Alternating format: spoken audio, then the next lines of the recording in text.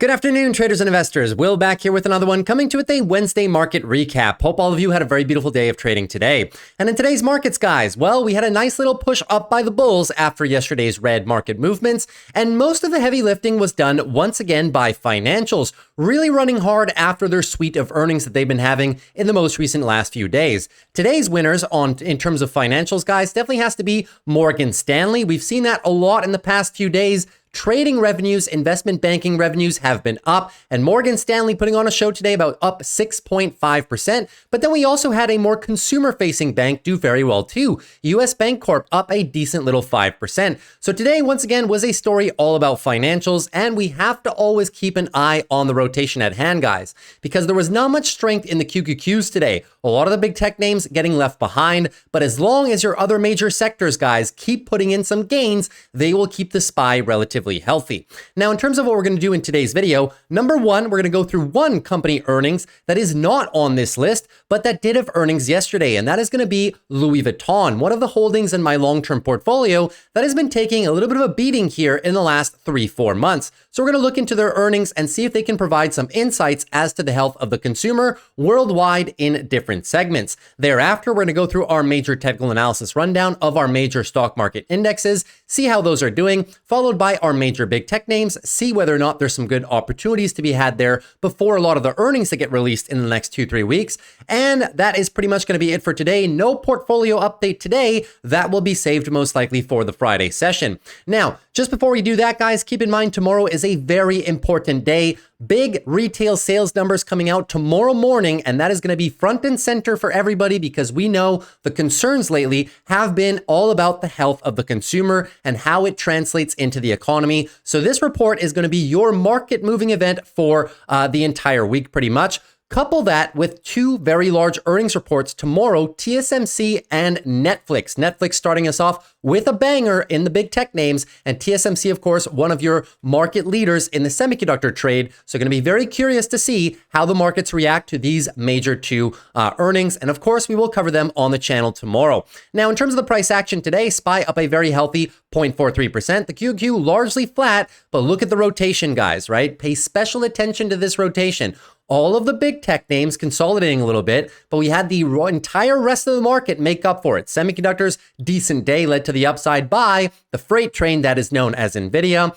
Financials also having a decent day. Healthcare mixed, but did etch out some gains. Nice little rebound here from UNH after their earnings. Industrials doing pretty good. Real estate, utilities doing pretty good as well. Energy getting a little bit of a bounce, but we know that usually the fall season is quite seasonal for oil. We'll get into that chart in just a few short minutes. And consumer defensives largely mixed as well. Take a look at the one-day relative, guys. Consumer defensives, communication services, the only two sectors to the downside. Communication services led by Google and Meta, so no surprise there. Everything else performing very good. On a one-week relative, guys, where do we stand? Well, everything in the markets largely green. Technology is pretty much flat. Consumer cyclicals downside, and energy continuing its declines after the last week's highs. So before we get into more technical analysis, guys, let us dive right into Louis Vuitton earnings. And we're not going to spend a tremendous amount of time on this one because usually Louis Vuitton only reports full earnings on a semi-annual basis. So twice per year only, but every single quarter, they only give an update on their revenue. So we don't have the costs, we don't have the profits, we don't have the operating margins, stuff like that. They only give an update on the revenue. So there's only so much that we can do with this one. So let's take a look at some of the numbers that came out of Louis Vuitton yesterday, which resulted in the stock declining. Yesterday, guys, the stock was down just under 8% rather, going almost down at 10% at the moment they released earnings. And now coming into my big buy zone, guys, that I love buying more of the stock in, 140 all the way down to roughly the 120 area. I think it's a good buy down there. Let's take a look at exactly what happened. So moving into the article, shares of Louis Vuitton owner drop on anxiety about Chinese shoppers. Weak sales in China at Louis Vuitton, the owner of Dior, Tiffany, and more, sent a shudder through the luxury sector. Let's have a look. Shares in Louis Vuitton dropped on Wednesday after the luxury goods giant warned about an uncertain economic and geopolitical environment and its latest earnings disappointed analysts. The conglomerate, which owns Dior, Tiffany, Fendi, and more, is a bellwether for the industry. Its financial results, released on Tuesday after European markets closed, sent a shudder through the luxury sector, particularly in response to slowing sales in the hugely important Chinese market. The company also reported a decline in sales in its fashion and leather goods unit, which makes up about half of the conglomerate's revenue, for the first time since early in the coronavirus pandemic. Shares of other fashion and lifestyle brands, including Hermès, carrying the owner of Gucci, also declined. This is true. Hermès, right? Kering coming down yesterday, Dior, L'Oreal shares, all of the luxury brands coming down after Louis Vuitton's earnings. Investors are jittery about the Chinese economy. Last month, Beijing introduced a package of measures that spurred a major rally in Chinese stocks, but details remain vague about the extent of the measures to bolster weak consumer spending, stabilize the real estate market, and strengthen the banks. Consumer confidence in mainland China today is back in line with the all-time low reached during COVID, said the company's chief financial officer. Some industry observers are betting that LVMH will cope. We are not sure this quarter particularly changes the LVMH story, and in my opinion, it really doesn't. Even without a lot of detail, the stimulus signals in China are encouraging and demand will return, the analyst said. Just goes to show, guys, Louis Vuitton, even though it is fairly resilient, it always has the high income demographic that is very resilient. But keep in mind, guys, Louis Vuitton owns over 75 different brands, right? Anything from watches to perfumes to makeup retailers like Sephora to the entire, fashion brands, right? The bags, the dresses, stuff like that. They own so many different brands, and a lot of middle income class people also like shopping there when they have extra disposable income. So their high end consumer, the rich people essentially, they're not slowing down on their purchases, but everybody else in the middle who likes to step up, has a taste for luxury every now and then and helps boost the sales, those are the ones kind of pulling back on the purchases. So hopefully that makes sense. Now, just to show you guys, right, in terms of Louis Vuitton, here's their official earnings from their page. And as you can see, all they post, guys, all they post is revenues. We will not get the full update until the December quarter. So the best we can do is look at the revenue trend and see if there's actually any big problems here. So let's take a look at the presentation. So we have strong momentum. Let me just move my head over here. Strong momentum in Japan. Broadly unchanged trends elsewhere. So take a look. Here's the entire group. As you can see, this is the 9 months rolling pretty much, right? So 9 months rolling, you are actually kind of sitting at 0%. No growth for the past 9 months in relation to the same period in 2022. But this most recent quarter, down 3%, an ever so rare revenue decline for Louis Vuitton. United States, up 1% over the past 9 months, but 0% flat in the most recent quarter. Japan is really the outlier here, guys. Major outlier in Japan. Another good showing for them. Asia, which is mostly the Chinese market, they give it over here, right? Asia is 29% of this company's entire business right here. So you can include China, Indonesia, all the lower Southeast Asian markets as well. So Asia excluding Japan, this is the pain point right here. Q3, 16% decline and a 12% overall decline in the last 9 months. Europe is doing somewhat okay in the last quarter, 2% to the upside and 3% overall in the last 9 months. So stark contrast between your different markets, right? Japan doesn't have that much weight at only 9%. It's really a question of whether United States, Europe, and Asia are doing okay. Now, moving on further, let's take a look at their different business groups. So the wine and spirits group, that one down 8% over the 9-month trailing. Fashion and leather goods down about 1% overall, but 5% in the most recent quarter. Perfumes and cosmetics, they're doing okay, 5% last 9 months, 3% this quarter. Watches and jewelry, the entire watch market, guys, for the last 2 years has been in decline after reaching peaks of COVID. And we're going to get into a little bit of the cyclical nature of the business. And selective retailing, if you guys don't know what selective retailing is, well, it includes one of the most popular makeup brands or makeup retailers in the entire world, guys. Sephora is the largest makeup retailer in the entire world at this point. Obviously, they sell a bunch of perfumes and other things like that, but they have the commanding market share. They have the most locations worldwide. Then they also have the duty-free service business, right? Which you can find in every, I'm pretty sure not a lot of you know that, right? Louis Vuitton owns almost 90% of all the duty-free stores that you will ever see in most international international airports that you come across. And then this also includes their kind of luxury upscale grocery business, which is called Le Bon Marché. Now, let's move on further, guys, in terms of the expectations for the company, right? So we know that Louis Vuitton has been somewhat underperforming and other luxury brands have been somewhat underperforming as well. But we have to understand why it is we are truly buying this company. It is this factor right here. The long-term moat is undeniable, guys. This is a conglomerate of over 75 different luxury brands. And when I listened to the earnings call, management was saying the same thing. They say, listen, it's a cyclical business. Times are a little bit challenging right now because we're coming off the absolute peaks of post-COVID. There was a lot of demand pulled forward right here, 2022 and 2023. Now we're seeing a normalization year in 2024, but the trends should be resuming in 2025 and onwards. So we're thinking about the long-term vision of the company, right? Revenue is exactly the same thing. Big pull forward in demand with all that stimulus money and rates near zero in 2022 and 2023, and now normalization year in 2024. So I would not say that Louis Vuitton has a problem as well. Are they going to start discounting their items to simulate demand, guys? No, this is a luxury brand manufacturer. They have tremendous amounts of pricing power. They will not reduce things and put them on sales, right? If you've been to any of their stores, very, very rarely will you ever find these types of products on sales. Now, in terms of their profit margins, well, we don't have the updated version of the profit margins, but they do a very good job at protecting their profit margins just because they benefit from such tremendous pricing power. Now, where do we stand in terms of the valuation of the company, guys? Well, good question, right? Revenue growth of about still 6.5% per year, even though 2024 has been challenging for the company. EPS growth, 10% year. That's very decent. Now, where do we stand in terms of the valuation? The forward PEG ratio at 130 is about a 21.2. That is roughly the historical average of the company. Also, we can't really use the PEG ratio, guys. PEG's sitting about a 2.1, but then again, they only have 10% EPS growth per year. The PEG is not the best metric for this company to begin with. I say that all the time. When you have a more value/growth oriented company like Louis Vuitton, we usually use the free cash flow yield. And I'll remind you, anything between 2.5 and 5 is okay. You want this to be as high as possible, obviously. So at 4.2%, it's closer to the top end of the tier that we're looking for, 5%. So I do think this is a very decent deal, guys. Free cash flow yield is very nice. And also on the technical basis, we're really coming into the previous lows that we had back here in October of 2022.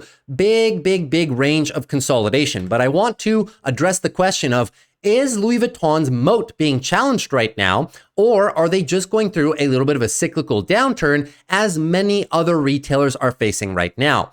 Well, it's obviously option number 2, right? It's just part of the cyclical nature of this business. The business has ups, the business has downs, but over time, their moat is what really keeps them alive. And that is why I invest in this business, guys. It is not going anywhere. It is Europe's second most valuable company after ASML, pretty much. They're kind of fighting number 1 and 2. So I love this company. And in the technicals, guys, take a look. We're breaking below a few key levels right here. This green line is the 200-week moving average. And usually this is COVID, this is 2022. Usually when we either touch or break below it, like back in 2016, it does represent a great long-term buying opportunity for the company. Even on the monthly, this is the monthly 50 EMA. Every single time we either touch or dip slightly below it, as we did in 2016, usually represents a decent time to be buying the company. So this is when I like buying the companies, guys. When we're daily oversold, we're below a few key metrics on the monthly, on the weekly as well. The business is in a downturn in terms of cyclicality,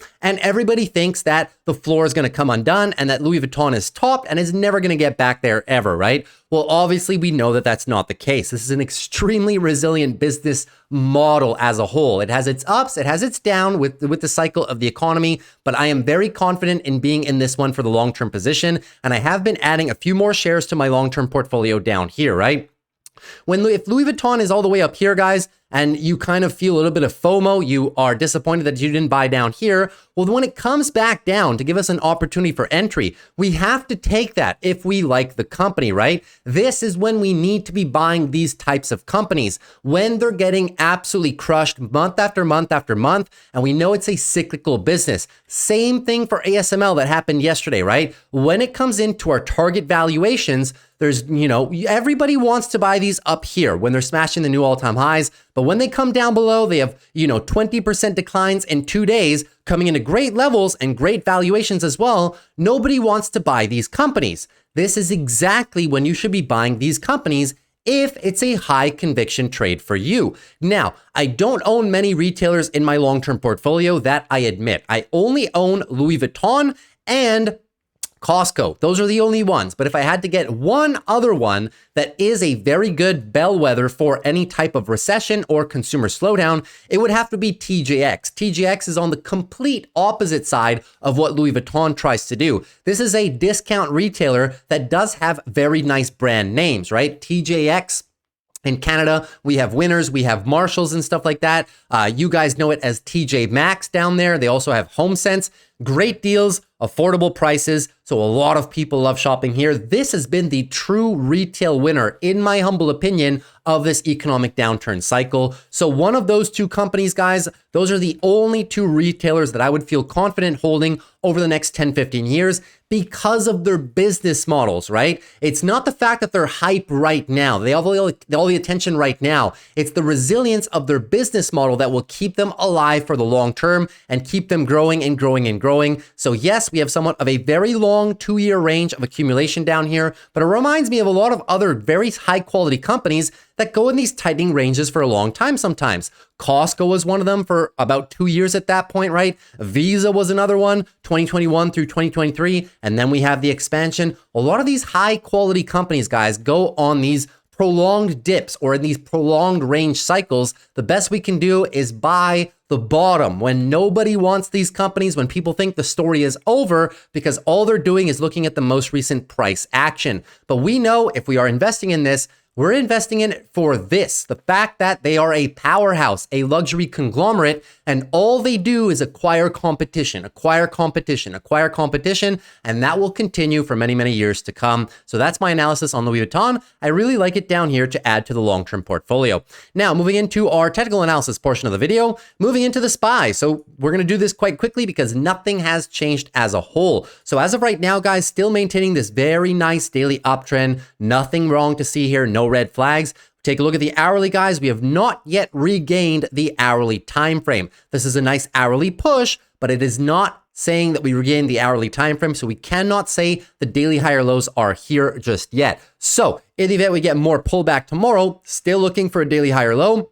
Anything above 565, just looking for that daily higher low, and possibly look for this area of confluence. Previous resistance should be newfound support, and the moving averages are sitting right here. So this will be your first line of defense for the bulls. In the event we roll it over, if TSMC and Netflix give us really, really, really bad earnings or something like that, or retail sales is weak, plus bad earnings, we get a big red day tomorrow, right? And they set up for the daily downtrend. Is it that big of a deal, guys? No. Who's in control here? The weekly bulls are in full control. Even if we start rolling over the daily, the weekly will just be looking for a weekly higher low, anything above 537 on the SPY, weekly higher low for further trend continuation. And if we do start dipping lower, guys, you'll see that we're probably going to react to this big level of support down here, 564 down to about 560. Weekly 12 EMA is there as well. Moving on to the QQQs. So the QQQs, same analysis as the SPY pretty much. Daily uptrend is in full control by the bulls. We are still in daily consolidation mode for the QQQs right now. So still looking for a higher low, anything above 478, just looking for a higher low for possible further trend continuation. Bulls are playing good defense at the 12 EMA right here. But this one, guys, is going to be highly dependent on the earnings from TSMC and Netflix, because TSMC is going to affect all of this portion of the QQQs. And Netflix is going to affect all of these big players in the QQQs. So heavy price action for the Qs tomorrow. Just understand we have big support below us, 483 down to about 478. This little target range that's acted as an area of price action in the past a lot over the course of this past year. So we'll be looking at that to play some defense in the event we roll this over and roll this into a daily downtrend. Is it that big of a deal, guys? No. Who's in control here? The weekly bulls, right? Any dip on the weekly, just gonna be looking for a weekly higher low for possible further trend continuation. So much space, guys. Anything above 448. So tons and tons of space for the bulls. Moving on to XLF financials, definitely the winner of the past few days, that is for sure. So daily uptrend on financials is maintained, looking quite good. As soon as this move is topped out, and how do you know it's topped out, guys? We're going to be looking for a loss of the hourly uptrend and a loss of this 12 EMA, which is the short-term guide. As soon as you see that, probably in for daily consolidation. And at that point, anything above 45, just looking for a daily higher low for further trend continuation.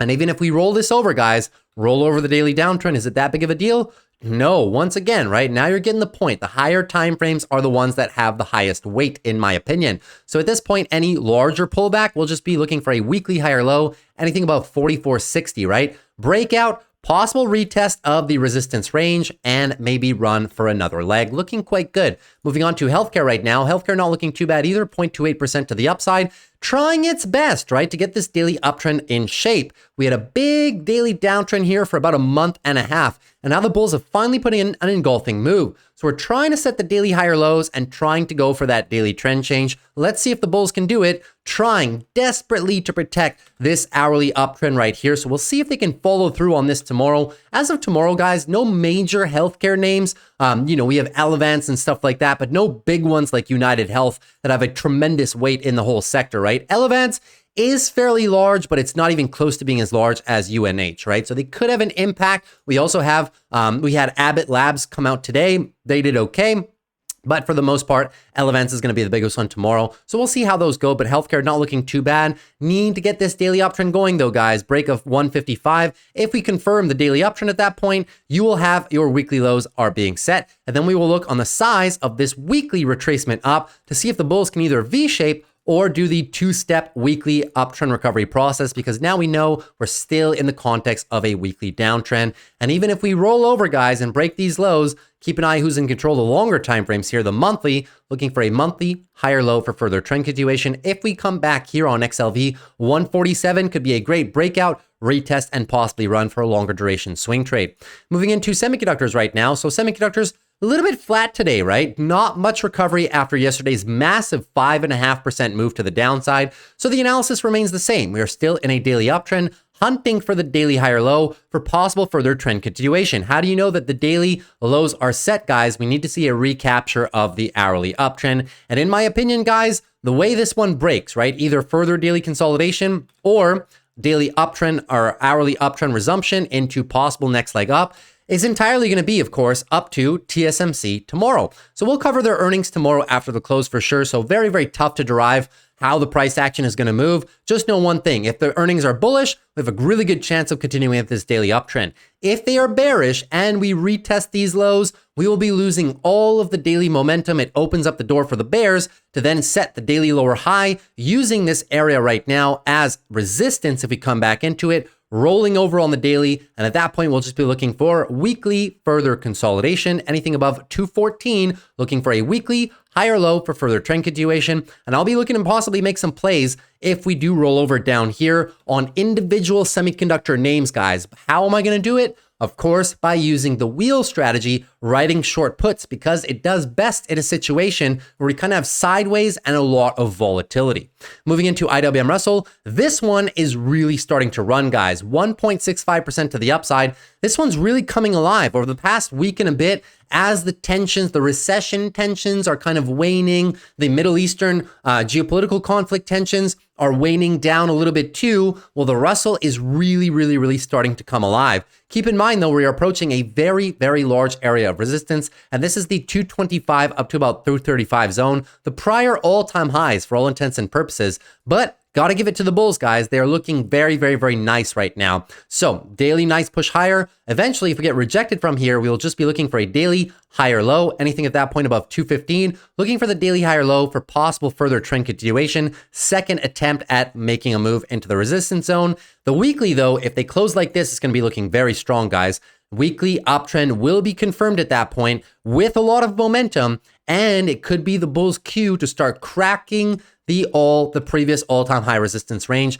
So we'll keep a very close eye on the Russell, but so far this is looking quite good, guys. We can feel the risk on sentiment kind of building, right? As we get through more and more data points, right? Back here in August and September, it really wasn't clear, but now midway through October, we're getting a lot of company earnings that are showing us that yes, consumers are slowing down, but overall the economy remains resilient. We are expecting some weakness, guys. We've had interest rates at over 5% for almost 2 years at this point. That's going to impact the economy, whether we like it or not. But are we falling off a cliff, or are we having the normalization of a trend down because of the heightened interest rates for so long? I think it's option number 2, and the bulls on the Russell reacting accordingly. Now, moving on to the Dow Jones.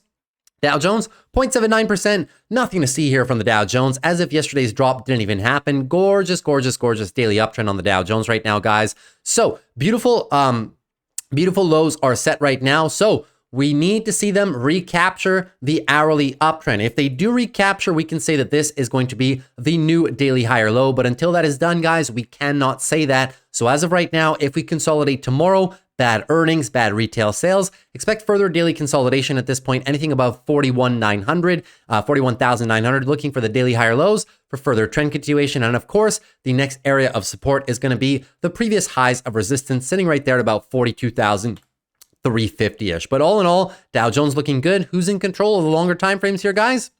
The weekly bulls are in full expansion mode right now, looking very good. So even a prolonged period of downside on the Dow Jones would just be looking for a weekly higher low for further trend continuation. And I will be sitting here in the event we drop for a little bit of a swing trade. So that's pretty much everything for our major indexes as a whole. Now, the one major sector that's been doing great is utilities. Utilities has been having a very good time. Why? Well, this one, guys, is highly core. If you want to know when a real estate and utilities are going to move, guys, just take a look at your long-term yields, right? You see long-term yields drop, the 10, the 20-year yields drop, you know that you probably have a good little leg of upside on XLU and XLRE as well. So utilities continue to be an extremely well-performing trade. Over the course of this year, guys, this is the sector that has outperformed everything. They've outperformed technology. They've outperformed almost everything. 30% year to date on utilities. So congratulations to the utilities bulls that have bought the dips prior back here in the lower cycle. Looking very good on that one specifically. Now let's move into energy. So energy as well. Energy is relatively flat, guys, but we know why, right? It's because of oil. So let's take a look at what oil's doing.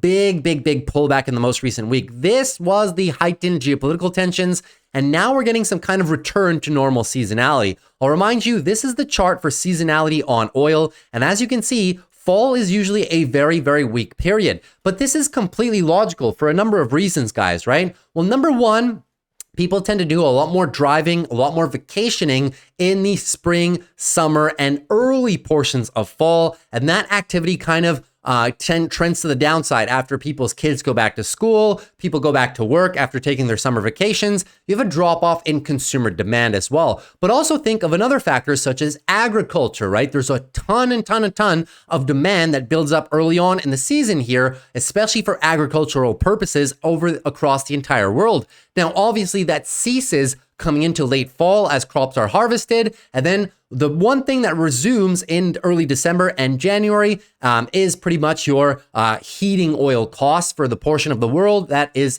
in a winter seasonal period, of course, right? So very logical seasonality in terms of oil. So just understand that that's why some oil stocks may not be favored right now because of that natural logical seasonality in oil. Now we have two battling factors at play right now, the geopolitical tensions and the seasonality, right? If the geopolitical tensions reach new highs again, well, with every single headline, you will see increases in oil. But that is being counterbalanced right now by an overall weak seasonality in the industry. So hopefully that makes sense. Taking a look at gold now, gold also not looking too bad at all, right? Reaching almost new all-time highs today as well. Looking fairly good, even though the daily looks quite messy. Trying to make an engulfing move, looking for the resumption of the daily uptrend right here. The weekly is really what holds the secret sauce, right? Weekly higher lows are set at this point, looking for the weekly trend expansion. But keep an eye on your RSI right now, guys. 80 on gold, which is extremely high. Usually it doesn't sit here for too long before peaking out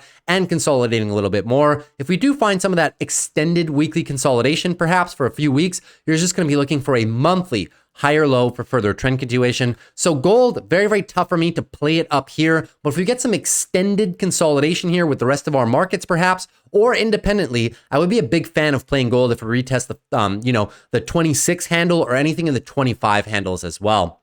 Now, taking a look at Bitcoin right now. So Bitcoin also looking very good. Risk on assets have been doing quite fantastically over the past 2 weeks of time, and Bitcoin is no exception. Now, the daily coming into our big area of resistance, right? Previous resistance for the last 6 months. So the bulls may start to get a little bit weak coming into this sector or into this section right here. As a whole, though, beautiful daily engulfing move at this point, right? So at this point in time, guys, we're just looking, new daily uptrend is set, just looking for a higher low, pretty much. Anything above 62,250, looking for that daily higher low for possible further trend continuation. I would target these previous highs right here, right? Talking about roughly 65, 64-ish, maybe a pullback area for the bulls. The short-term moving averages will catch up. Maybe they try to set the higher low and then possibly put another leg into here. The perfect chart, however, to be doing this analysis on is the weekly. This is the first possibly confirmed. The weekly candle has not closed, closes on Sunday, but this is the first weekly uptrend in motion by the bulls in the last 6 months, since all the way back here. Here, no confirmed weekly uptrend. They just rolled over. Here, nice engulfing move, just rolled over. Same thing here. They never set the weekly uptrend, right? And now we finally have the weekly uptrend. And look at this MACD on the weekly, guys.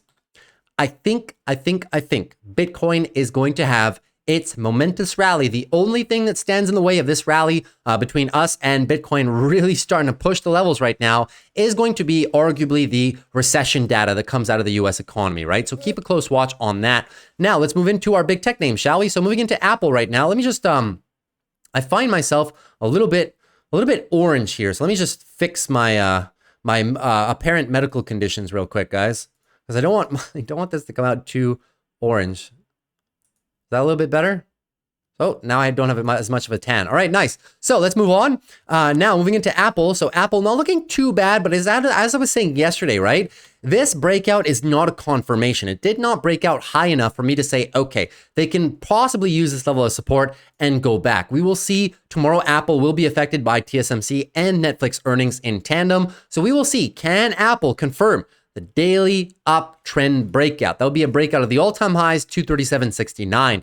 And in the event they can't and we roll over, guys, well, once again, we will be targeting the bottom end of this range. 219 down to 215 is going to be the next area that I would not mind playing Apple in. I'm going to play it a little bit light, though, because the valuation of the company remains quite rich up here. But if Apple can close a weekly candle above here, it would be your first weekly confirmed uptrend. These were not weekly uptrends. We never confirmed the higher highs. Triple rejection. This, however, would be a confirmed weekly uptrend if we can close up here. So not looking too bad on Apple, but it's very tough to have a breakout trade on Apple with all the earnings upcoming and whatnot. The risk reward up here, guys, is not the best. So I am a long-term Apple shareholder. I keep saying it every single video, even though I kind of been sounding bearish on Apple. It's not that I'm bearish on Apple, guys. It's just I'm a guy that's all about risk to reward. And when I don't see adequate risk to reward on a trade, I just go shopping elsewhere, right? So Apple's not my favorite play for right now, not until we retest these lower regions, if we ever do, or at least give me a convincing breakout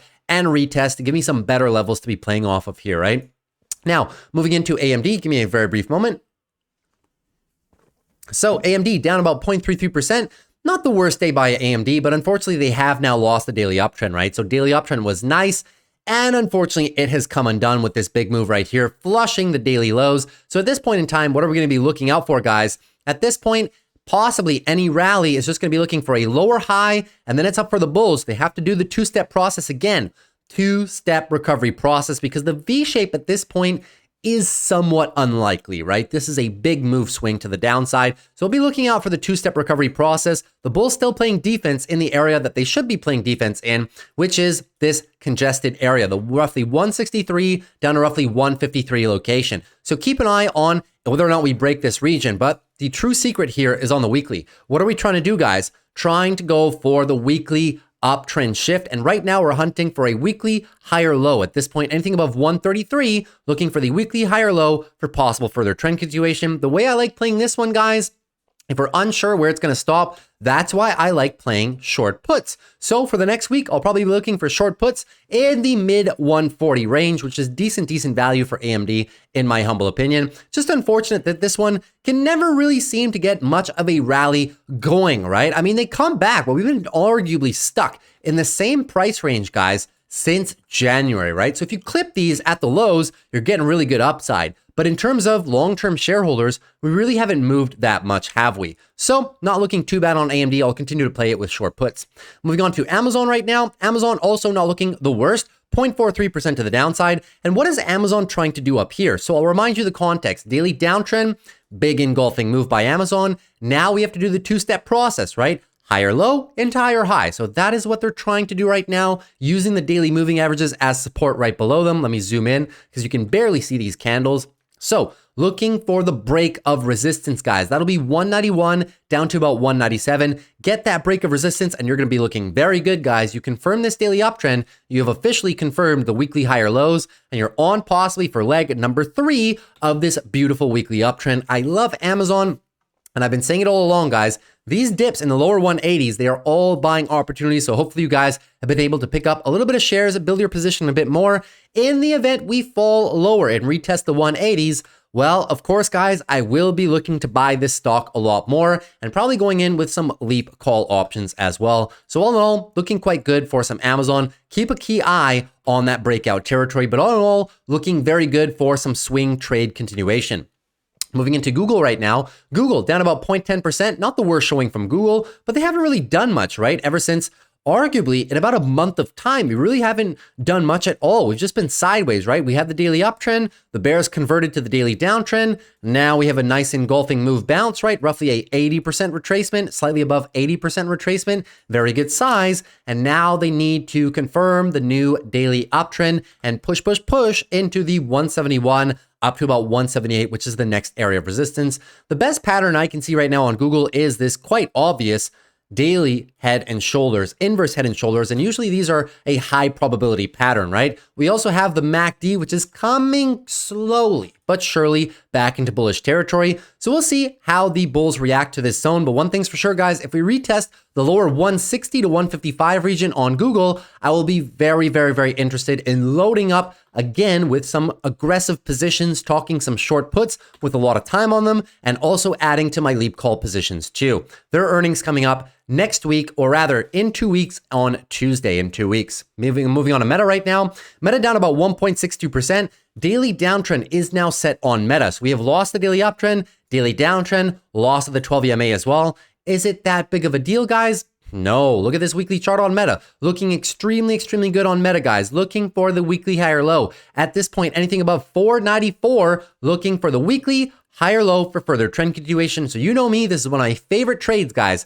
Breakout of the big zone of resistance, retest it as support, and then run. So one thing's for sure, if we come back down into the 545, 540 region, I'll be sitting here patiently waiting to pick up some Meta shares for this juicy swing trade opportunity. So even though the short-term bulls lost a bit of control, who's in long-term control here, guys? Definitely your longer-term bulls, right? Moving on to Microsoft right now. Microsoft not looking the worst today, down about 0.63%. Microsoft coming down and testing the 200 daily moving average. Now I'll go back in time and you guys tell me, right? Other than the context of supply chain constraints and the after effects of COVID, extremely high inflation, and the fastest rate hiking cycle in the last 25, 30 years.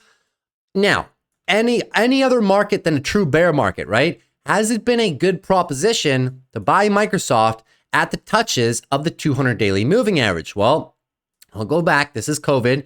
You guys tell me, right? It does not happen very often, does it? That's 2018. Let's go all the way back here. Just so you guys know, I'm not cherry picking the data. Below the 12 EMA a little bit, 2015, right? Late 2015 as well, 2016, right? Has it been a good proposition to be buying Microsoft when it either is close or below the 200 daily moving average?